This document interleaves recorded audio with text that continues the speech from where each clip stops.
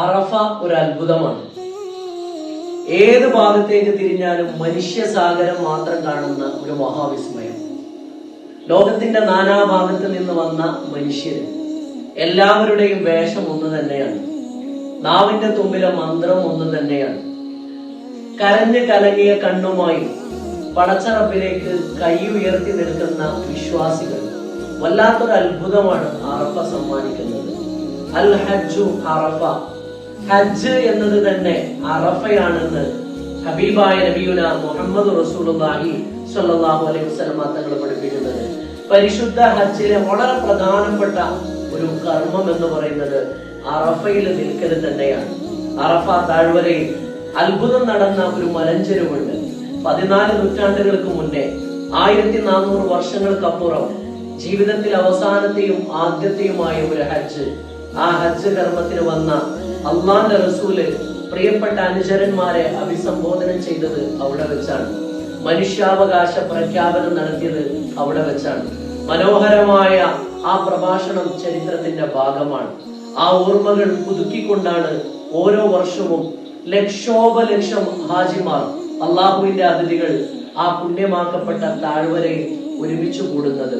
ഇബ്ലീസ് ഏറ്റവും നിരാശനായി പോകുന്നതും മനുഷ്യവംശത്തിലുള്ള പ്രതീക്ഷകളെല്ലാം തകർന്നുകൊണ്ട് വല്ലാതെ നിലവിളിക്കുന്നതും ഇതേ ദിവസം തന്നെയാണ്. ഹൃദയങ്ങളെ സ്ഫുടം ചെയ്തെടുത്തുകൊണ്ട് ആത്മീയതയുടെ പുതിയ തലങ്ങളിലേക്ക്, പുതിയ ആകാശങ്ങളിലേക്ക് ഓരോരുത്തരും കയറി പോകുന്നത്. ഇന്നലെ വരെ ജീവിതത്തിൽ ചെയ്തു കൂട്ടിയതെല്ലാം ആ അറഫയിൽ, ആ പുണ്യമാക്കപ്പെട്ട ഭൂമിയിൽ ഒലിച്ചെറിഞ്ഞ് പുതു ജന്മം പ്രാപിക്കുകയാണ് ഓരോ വിശ്വാസിയും.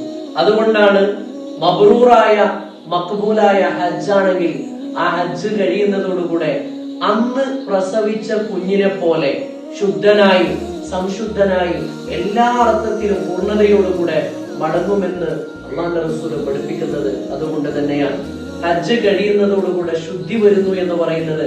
ആ ശുദ്ധി കരഞ്ഞ കണ്ണുമായിട്ട്, കണ്ണുനീര് കൊണ്ട് നേടിയെടുക്കുന്ന ശുദ്ധിയാണ് എന്ന് വേണമെങ്കിൽ പറയാം.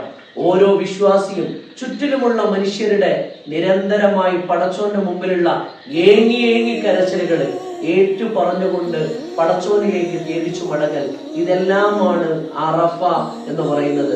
നോമ്പ് സുന്നത്താണ്. വളരെ പുണ്യമാക്കപ്പെട്ട ഒരു ദിവസമാണ് അറഫ ദിവസം. ലോക മുസ്ലിങ്ങൾക്ക് ആ ദിവസം പകരുന്ന ഊർജം വളരെ വലുതാണ്. പുണ്യമാക്കപ്പെട്ട ഈ ദിവസം പടച്ചോൻ നമ്മിൽ നിന്ന് സ്വീകരിക്കും.